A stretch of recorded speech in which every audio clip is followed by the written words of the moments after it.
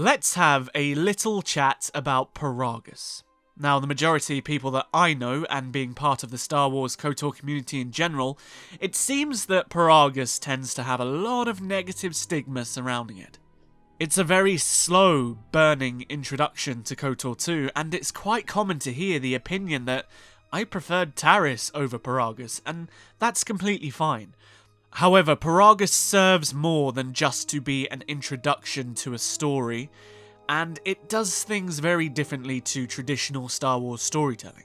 Peragus actually establishes in the first couple of hours that it appears in the game the entire thematical presence of Knights of the Old Republic 2, and that is the purpose of Peragus.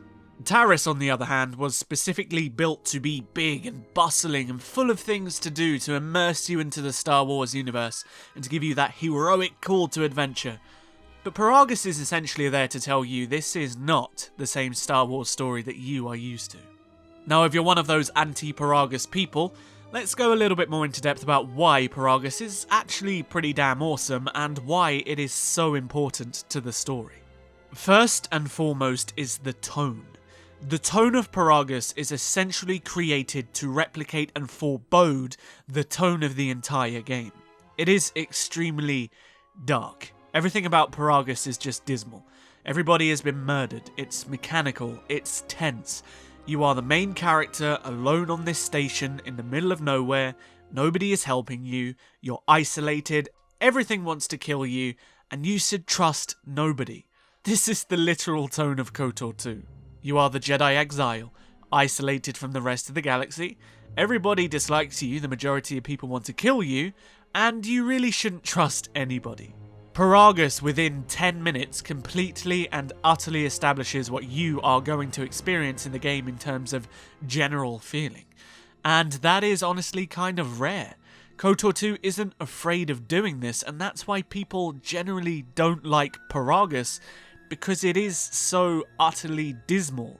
Unlike Taris, which is multi-layered, first you have the high-rises and the beautiful vistas, and you get all these lovely apartments with loads of different people, and then you slowly go down and you see the lower city and the undercity.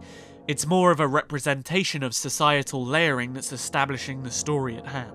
And that's why you'll generally prefer Taris. It's a happier place to be, because despite the overarching narrative of what's happening around it, Taris is just a nicer place. The music is a lot more cheery. Everywhere you go, even into the lower city and the undercity, you'll meet people who are hopeful. You'll come across interesting characters who need your help and are desperate for your help. But on Peragus, you don't. You're thrown into a story with the tone of utter desolation, and that doesn't change. And the first person you meet is a mysterious, cryptic woman, and should you trust her? The second person you meet is very odd. He's clearly locked away for a reason. Should you trust him?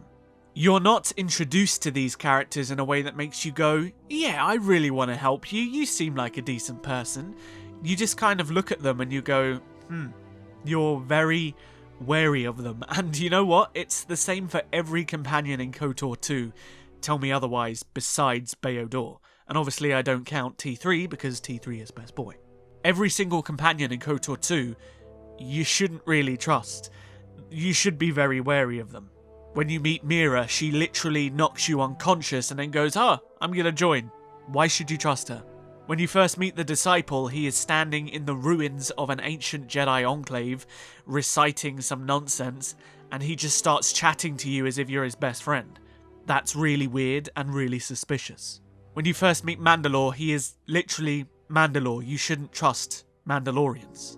When you first meet Goto, he tried to kill you 5 minutes beforehand and now he wants to be your best friend. Hanha is Hanha. Brianna is literally a spy for a Jedi that despises your guts, and Visas is the apprentice of Darth Nihilus, and the game doesn't try to hide that from you.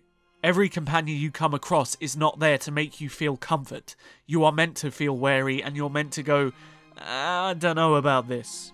But it's a game, so you do let them in, and then you fall in love with them from there.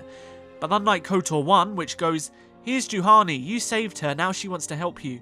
Here's Bastila, she's a Jedi Knight. Here's Zalbar, a really kind Wookiee who swears a life debt to you. Here's Mission, a really kind girl who just wants to help you get by. Here's Karth, a trusted general of the Republic. You see what I mean? The only one that stands out, much like KOTOR does in KOTOR 2, is Canderous.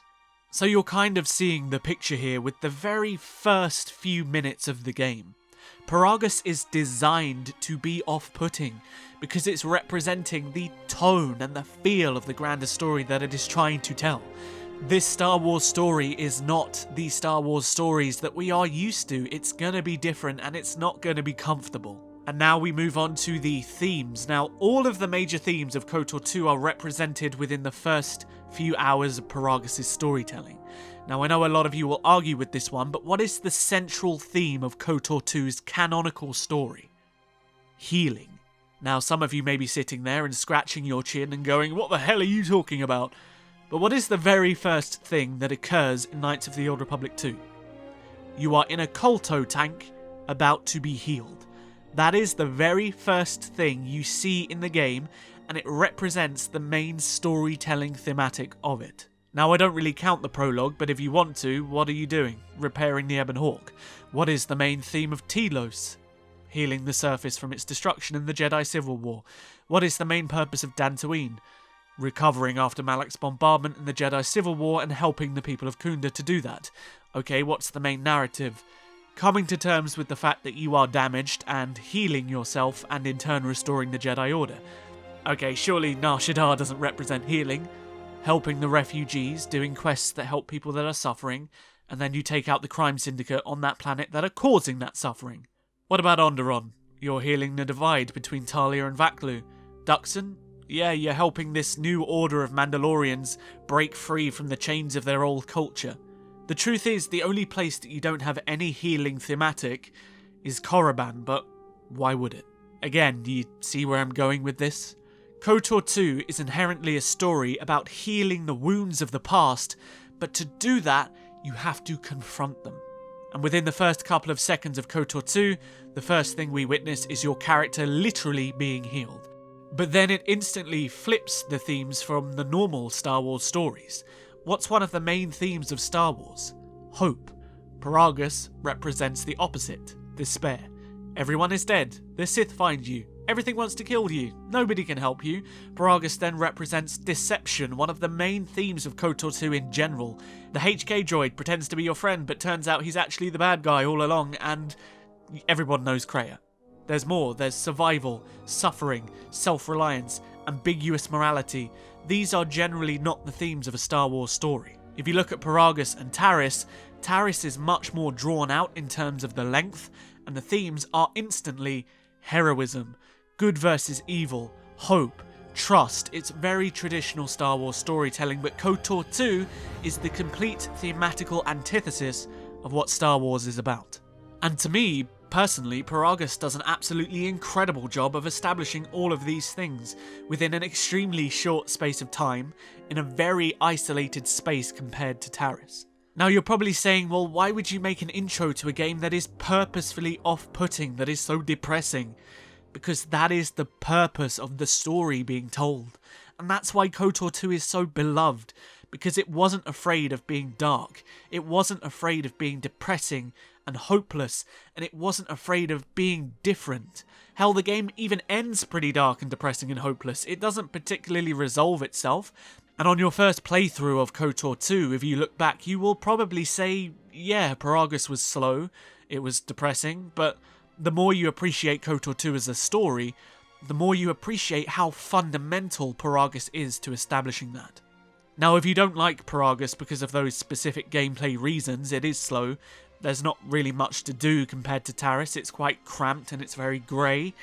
That's fine. But what I do hope is that this video has shed a little bit of a light onto why Peragus is so important.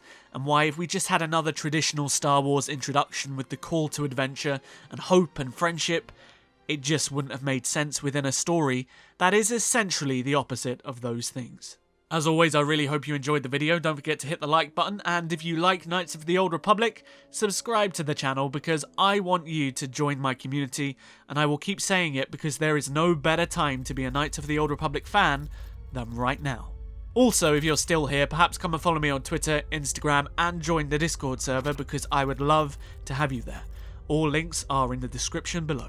I'll see you guys in the next video. But until then, may the Force be with you. Always.